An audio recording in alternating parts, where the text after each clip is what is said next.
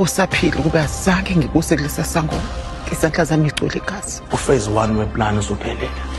Sewesikhathi sokuthi ke manje singene ku-phase 2. uJabu wenza isiqiniseko sokuthi usondela kumina ngize ngimthembe ukuze ezokwazi ukuthi angidayise kahle. AbakwaDlamini mina ngizobacelela phansi ngokwami. Namhlanje uzokutholwa. Yes.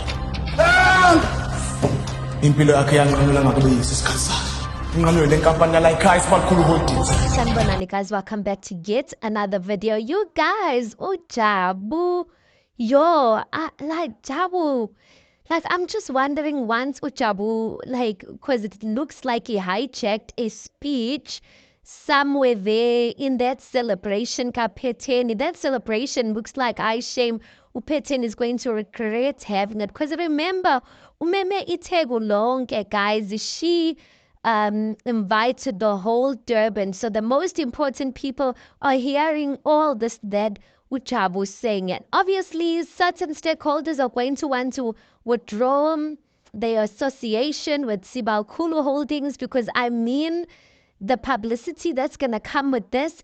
But my question is, after doing this, like, what's his plan? Does he plan on running away, skipping town, or what? Like, I don't know. That time when Jengaya guys is burning in a room and there's a, like, who's going to find him? I'm just like, Jabu shame. I feel like upeli lengaye.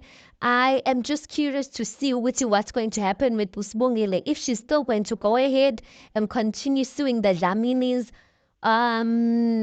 Guys, angaz ngalana usamke and usamke angaz utindaba yakhe ithini, because like, why does she feel so guilty about Umbali's death?